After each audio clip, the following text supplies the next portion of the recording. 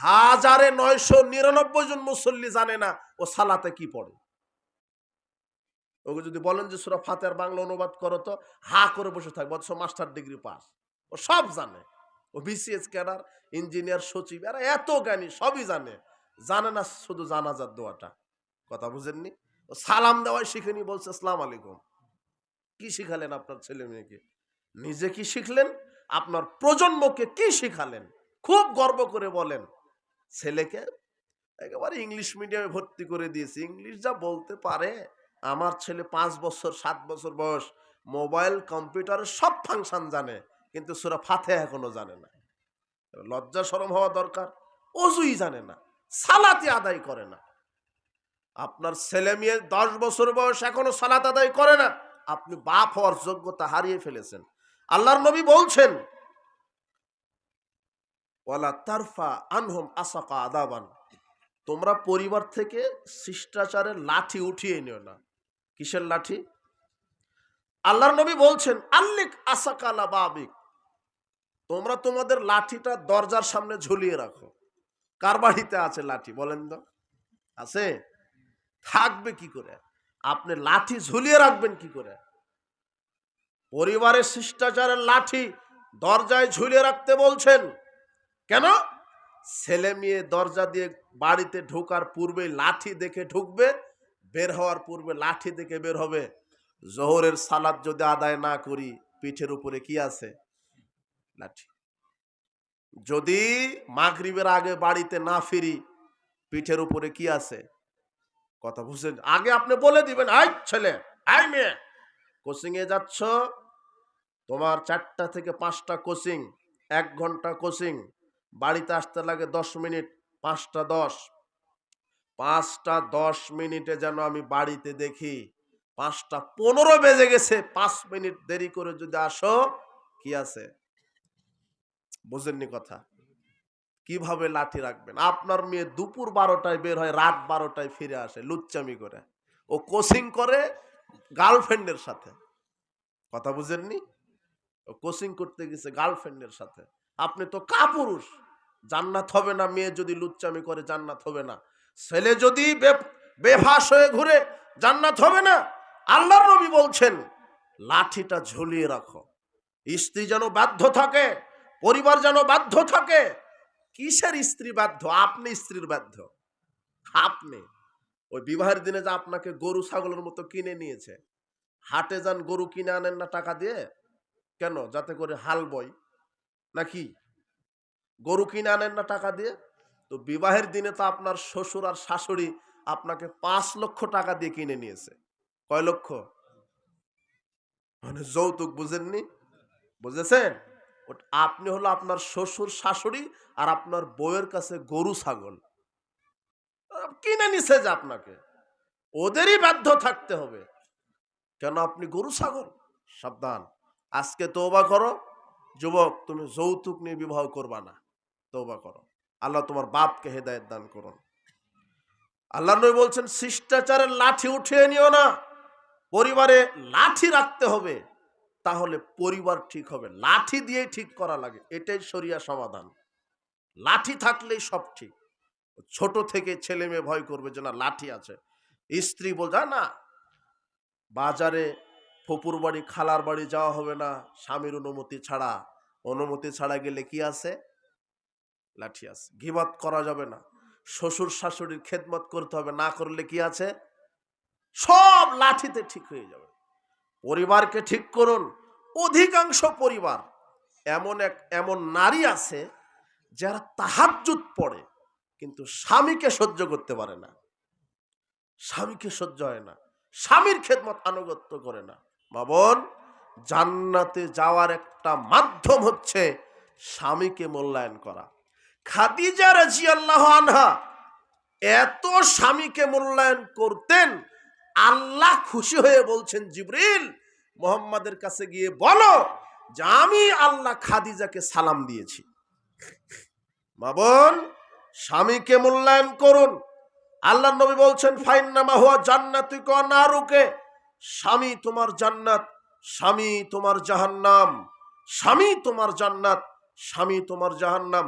ওয়াল্লাযী নাফসু বিয়াদিহি, আল্লাহর কসম করে বলছি, লা তুআদ্দিল মারআতু হাক্কা রাব্বিহা হাত্তা তুআদ্দি হাক্কা জাওজিহা, ওই নারী তার রবের হক ততক্ষণ পর্যন্ত আদায় করতে পারবে না যতক্ষণ না সে তার স্বামীর হক আদায় না করে।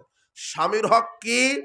স্বামীর খেদমত করা, স্বামীকে মূল্যায়ন করা, স্বামী যেটা অপছন্দ করে তা থেকে বিরত থাকা, স্বামীর অনুমতি ছাড়া এই পাড়া ওই পাড়া না যাওয়া, স্বামীর অনুমতি ছাড়া বাড়িতে কোনো পরপুরুষকে না ঢুকানো, স্বামীর অনুমতি ছাড়া নফল সিয়াম রাখা হারাম। কোন সিয়াম রাখা হারাম? এগুলো হচ্ছে স্বামীর অধিকার। স্বামীর সাথে ভালো আচরণ করা। আল্লাহর নবী বলছেন, তোমাদেরকে একটা খবর দিই, কি? নবীগণ জান্নাতি, সিদ্দিকগণ জান্নাতি, শহীদগণ জান্নাতি, ওয়া নিসাউকুম মিন আহলিল জান্নাহ, তোমাদের ওই স্ত্রীরাও জান্নাতি। আল আউদু ওয়াল মাউলুদু, যারা স্বামীকে ভালোবাসে, শান্তি তৃপ্তি দেয় আর বেশি বেশি সন্তান দেয়, আর স্বামীর ব্যর্থ থাকে, তিনটা গুণ যেই নারীর ভিতরে আছে সেই নারী জান্নাতি। এক, স্বামীর ব্যর্থ থাকে যেই নারী। দুই, স্বামীকে শান্তি তৃপ্তি ভালোবাসা দিতে পারে যেই নারী। তিন, বেশি বেশি সন্তান দিতে পারে যেই নারী, সেই নারী বেশি বেশি জান্নাতি। বেশি বেশি সন্তান দিবে। তুমি যাকে বিবাহ করেছো ও বলছে যে একটা হয়েছে কোনোভাবে, আর না। অথচ আল্লাহ নবী বলছেন ওই নারীকে বিবাহ করো যে নারী বেশি বেশি বাচ্চা দিতে পারে। তাহলে তার মাকে দেখো, তুমি তোমার শাশুড়িকে দেখো, শাশুড়ির যদি 10টা থাকে তো এই তোমার এই স্ত্রী কয়টা দিতে পারবে? 10টা দিতে পারবে। আরে আল্লাহর নবী বলছে যে ওই নারীকে বিবাহ করো যেই নারী বেশি বেশি বাচ্চা দিতে পারে। তো তুমি তো বিবাহই করনি, তুমি বুঝবে কি করে ওটা কম দিবে না বেশি দিবে? তার মানে ওর মাকে দেখতে হবে। কথা বুঝনি তুমি? ওর মায়ের যদি 10টা থাকে, তার ছায়েরও কয়টা হবে? 10টা হবেই। কিন্তু তোমার শিক্ষা ব্যবস্থা বলছে 2টার বেশি নয়, একটি হলে ভালো হয়, সুখী পরিবার করবা তুমি। একটা সন্তান নিয়েছো, বলছে ধনির দুলাল বাবা গাঁজা ছাড়া খায় না।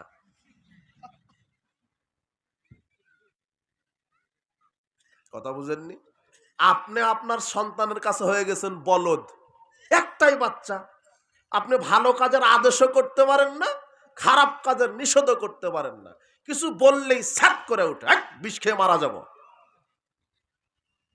আপনিও বলদ, একটাই বাচ্চা, ধনির দুলেন, বলছে সুজুকি জিক্সার কিনে দিতে হবে আব্বু, তাই নাহলে ও বিষ খাবে। আপনি হয়ে গেছেন অসহায়। আর যদি 10টা হতো তো 2-1টা মারা গেলে তো কি হয়েছে, আর 2-1টা তো আলেম হবে। কথা বুঝেননি মনে হয়? তা তো বিষ খা। যে সালাত আদায় করবে না, আল্লাহ নবী বলছেন ঘর আলাদা করে দাও, পিটিয়ে সালাত আদায় করাও। আর আপনি আদর করতে করতে একেবারে টাটকা ইবলিশ বানায়ছেন আপনার ছেলে মেয়েকে। বেপর্দায় চলবে কেন নারী? আপনার ছেলে কেন গান বাজনার আড্ডায় থাকবে, জোয়ার আড্ডায় থাকবে, নেশার আড্ডায় থাকবে? আশ্চর্য কথা। সাবধান। সন্তান বেশি হলে দুনিয়াতেও লাভ, পরকালেও লাভ। দুনিয়াতে কি লাভ?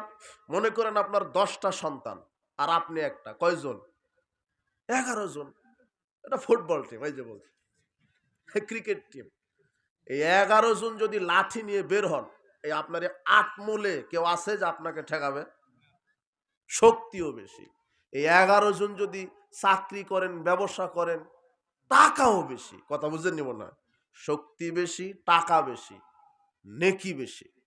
10টা সন্তানকে যদি কোরআন শিখাতে পারেন, অজু শিখাতে পারেন, সালাত আদায় করাতে পারেন, ওই 10 জন মিলে যত নেকি পাবে আপনি বাপ একাই তত নেকি পাবেন। কথা বুঝেননি? নেকিও বেশি। ওই 10 জনের মধ্যে একটা যদি ছোট বাচ্চা অবস্থায় মারা যায়, আল্লাহ এই বাচ্চাকে এমন ক্ষমতা বিচারের মাঠে দিবেন, আল্লাহ বলবেন এই তোমার ওই যে বাপ মা, কাপড় ধরে টেনে নিয়ে জান্নাতে চলে যাও।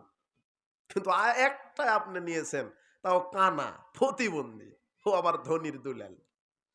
কথা বুঝেননি? সন্তান বেশি নিলে দুনিয়াতে লাভ, পরকালে লাভ। আপনার স্ত্রী যদি রাজি না হয় তাহলে বলবেন যে আর একটা বিবাহ করব, তখন বলবে যে আমি 16টা দিব, রেডি থাকবে তখন। সাবধান। মা বোনদেরকে বলছি, স্বামীকে আনুগত্য করে স্বামীর বাধ্য থেকে জান্নাত, স্বামীকে কষ্ট দিয়ে জান্নাত হবে না। তবে আল্লাহর নবী বলছেন যে স্ত্রীর হক তোমাদের উপরে যেমন আছে, তোমাদের হক স্ত্রীর উপরে যেমন আছে, স্ত্রীর হক তোমাদের উপরে তেমন আছে। খৈরুকুম খৈরুকুম লি আহলি, সর্বোত্তম পুরুষ সেই পুরুষ যে তার স্ত্রীর নিকটে উত্তম। আপনি কি আপনার স্ত্রীর নিকটে উত্তম? বিচারের মাঠে আল্লাহ স্ত্রীর নিকটে স্বামীর সার্টিফিকেট নিয়ে স্বামীকে জান্নাত দিবেন, স্বামীর নিকটে স্ত্রীর চরিত্র সার্টিফিকেট নিয়ে স্ত্রীকে জান্নাত দিবেন। আল্লাহ নবী বলছেন আমি আমার স্ত্রীগণের নিকটে উত্তম। কিন্তু আপনার স্ত্রীকে যদি কেউ জিজ্ঞাসা করে আপনার স্বামী কেমন, ছ্যাত করে উঠে, এই কথা বুঝেননি। আপনি আপনার স্ত্রীর কাছে ভালো হন, আপনি আপনার স্ত্রীর সহযোগিতা করেন, রান্না বান্নায়, ঘর ঝাড়ু দেওয়া, বকরির দুধ দহন করা। আয়েশা রাদিয়াল্লাহু আনহা বলছেন রাসূল সাল্লাল্লাহু আলাইহি ওয়াসাল্লাম বকরির দুধ দহন করতেন, কাপড় ছিঁড়ে গেলে সেলাই করতেন, জুতাতে তালি লাগাতেন, ঘর ঝাড়ু দিতেন, সংসারের কাজ করতেন। করতে করতে যখন সালাতের ওয়াক্ত হতো মসজিদে সালাত আদায় করতে যেতেন। সবচেয়ে ভদ্র মানুষ, দামি মানুষ, প্রেসিডেন্ট, কি প্রেসিডেন্ট, তাও স্ত্রীর রান্না, ঘর ঝাড়ু, বকরির দুধ দহন করার কাজে সহযোগিতা করে। স্ত্রীর নিকটে ভালো ছিলেন কে? মুহাম্মদ সাল্লাল্লাহু আলাইহি সাল্লাম। আপনি ভালো হন, স্ত্রীর কাজে সহযোগিতা করেন, রান্নার কাজে সহযোগিতা করেন। অন্তত রান্নাঘরে যান, একটু ঘাম না থাকলেও মুছে দিবেন, একটু ভান করেন, একটু ঘাম, তোমার হাতের রান্না খুব সুন্দর, আর স্ত্রীর সবসময় প্রশংসা করবেন। আল্লাহর নবী বলছেন ওয়ালা তুকাব্বিহ, স্ত্রীকে কটু কথা বলো না, গালি দিও না, স্ত্রীকে নিয়ে খারাপ মন্তব্য করো না, তোমার হাতের রান্না ভালো না, তোমার এই সেই, তোমার নাক বোচা, চুল পেকে যাচ্ছে, চামড়া ঘুষ পড়ে যাচ্ছে, তোমার ঠোঁট কেমন, এভাবে যদি বলেন ও মরা পর্যন্ত আর আপনাকে ভালোবাসবে না। তরকারি খারাপ হলেও বলবেন না খুব ভালো হয়েছে, ও দেখবেন যে পরের রান্নাতে আরো ভালো করার চেষ্টা করবে। কথা বুঝেননি? স্বামী প্রশংসা করেছে, আরে তুমি খুব সুন্দর। আর স্ত্রীরা, নারীরা বুড়ি হতে চায় না, সবসময় বলবেন না ঠিক আছে সুন্দর। দিন যত যাচ্ছে আয়েশার মা, তত তুমি ডানা কাটা পরীর মতো হচ্ছ, এইভাবে বলতে হবে। তাহলে দেখবেন আপনার সারা রাত পা টিপে দেবে, কোনো সমস্যা নেই। কিন্তু অনেক স্বামী আছে স্ত্রীকে মূল্যায়নই করে না, স্ত্রীকে সময় দেয় না। আল্লাহর নবী সাহাবীদেরকে মোড়ে মোড়ে রাস্তাঘাটে পায়চারি করতে দেখলে বলতেন এই ইরজিউ ইলা আহলিকুম, যাও যাও স্ত্রীর কাছে যাও, ফাকিমু ফিহিম, স্ত্রীকে সময় দাও, আমরুহুম, তাদেরকে কোরআন হাদিস থেকে নির্দেশ দাও, ওয়াল্লিমুহুম, তাদেরকে শরীয়ত শিক্ষা দাও। এইভাবে ধমক দিতেন রাসূল। কাদেরকে? সাহাবীদেরকে। আপনি সব সময় ছেলে মেয়ে, পরিবার, স্ত্রীকে সময় দিবেন, স্ত্রীকে ভালোবাসবেন, স্ত্রীকে মহব্বত করবেন। সারা পৃথিবীর সব থেকে শান্তি তৃপ্তির জায়গা হলো স্ত্রী। কোথায়? কোটি টাকা ইনকাম করেন, কিন্তু বাড়িটা যদি ঝগড়াতে হয়, স্ত্রী যদি খারাপ হয়, শান্তি নেই। ব্যবসা করেন, বাড়িতে এসে যদি স্ত্রী আশ্রয় না দেয়, শান্তি নেই। আপনি নেতৃত্ব দেন, খুব বড় নেতা, একজনে বলছে সব জায়গাতে মাথা উঁচু থাকে, স্ত্রীর কাছে গিয়ে বলছে তোমার কাছে আসলে মাথা নিচু হয়ে যায়, মানে সংসারে শান্তি নাই। একজন অফিসের বস বলছে, অফিসের বস তার স্ত্রীকে খুব ভয় করে। তো অফিসের বস বলছে আচ্ছা আমি তো স্ত্রীকে ভয় করি, আমার যারা কর্মচারী আজকে পরীক্ষা করব যে এরাও স্ত্রীকে ভয় করে কিনা। তো অফিসের সব কর্মচারী, কোম্পানির যত কর্মচারী সবাইকে ডেকেছে, ডেকে বলছে যাই কারা কারা স্ত্রীকে ভয় করে তারা বাম দিকে যাও, আর যারা ভয় করে না তারা ডান দিকে যাও। তো 100 জন কর্মচারী 99 জনই বাম দিকে চলে গেছে। মানে ওরা কি স্ত্রীকে কি করে, আর একজন যে গেছে ওই স্ত্রীকে ভয় করে না। এখন অফিসের বস অবাক, হ্যাঁ তুমি একটা বীর পুরুষ, তুমি স্ত্রীকে ভয় করো না, তুমি একা একদিকে চলে গেলে, আর এরা 99 জন স্ত্রীকে ভয় করে। তখন এই একজন বলছে স্যার আমি ভয় করি কি করি না এটা বলতে পারবো না, তবে আমার স্ত্রী আগেই বাড়িতে বলে দিয়েছে সবাই যেদিকে যাবে তুমি সেদিকে যাবা না। কথা বুঝেননি? সবাই তো যৌতুক নিয়ে বিবাহ করেছে, এখন স্ত্রী যা বলবে তো তাই। এই যুবক, পুরুষ হও, শুধু চোখ এরকম করবে, চোখ যদি ডানে যায় স্ত্রী কুদিকে যেতে হবে, এর নাম পুরুষ। কথা বুঝেনি মনে হয় তুমি? স্ত্রী এ বাড়ি ও বাড়ি যাবে কেন? স্ত্রী স্বামীর কথা শুনবে না কেন? আল্লে কাঁচা কালা পাবে। দরজাতে কি ঝুলিয়ে রাখতে হবে? লাঠি। আজকে গিয়ে ঝুলিয়ে রাখবেন, কাপুরুষতার পরিচয় দিবেন না। ঝুলাবেন কি করে? আপনি তো তাদের কাছে গরু ছাগল। সকালে যৌতুক ফেরত দিবা, তাহলে পুরুষ হবা। যৌতুক যতদিন থাকবে ততদিন তুমি কাপুরুষ, মনে রেখো। বিবাহের দিনে শাশুড়ি আংটি পরিয়ে দেয় নাকি? ওটা আংটি নয়, ওটা গরুর গলাছি। ও যেভাবে টানবে সেদিকে আসতে হবে। সাবধান। অধিকাংশ পরিবার আজকে স্বামী স্ত্রী সম্পর্ক নেই, ছেলে বাপের কথা শুনে না, মেয়ে মায়ের কথা বাপের কথা শুনে না। এই জাহেলি পরিবার থেকে ফিরে আসতে হবে। উপস্থিত বৈঠকের মুসলিম দিনী ভাই বোন, পরিবারে কয়েকটা জিনিস কায়েম রাখবেন। এক, যে কোনো মূল্যে 5 ওয়াক্ত সালাত। 2, হালাল রুজি। 3, সবাইকে অন্তত ফরজ ইবাদতগুলি করতে হবে। 4, কাবিরা গুনাহ, শিরক বেদাত, মিথ্যা কথা, মানুষকে ঠকানো, গীবাত করা, কাবিরা গুনাহ থেকে অন্তত বেঁচে থাকবেন। 5, কোরআন মাজিদটা শিখে নেবেন প্রত্যেকেই। 6, যার নাম মানুষ তার সাথে ভালো আচরণ করবেন। মুচি হোক, মেথর হোক, হিন্দু হোক, খ্রিস্টান হোক, গরিব হোক, বড়লোক হোক, যার নাম মানুষ তার সাথে কি আচরণ? এই কয়েকটা যদি থাকে আপনার ভিতরে, ইনশাল্লাহ জান্নাত হবে। বলেন ইনশাআল্লাহ। হবেই জান্নাত। আর আপনি আমলকে শুদ্ধ করে করবেন রসুলের তরিকায়, আল্লাহ প্রদত্ত, আল্লাহ দেওয়া এবং আল্লাহকে সন্তুষ্ট করার জন্য। বারাকাল্লাহ ফিকুম। আপনারা অনেকে ধৈর্য ধারণ করে আমাদেরকে সময় দিলেন। দোয়া রাখি আল্লাহ আপনাদেরকে আজকের এই ইসলামী সম্মেলন থেকে আপনাদেরকে পূর্ণ যাজায় খায়ের দান করুন। আল্লাহ আমাদের মধ্যে যারা নারী পুরুষ এসেছি, আল্লাহ তুমি আমাদের সব পাপ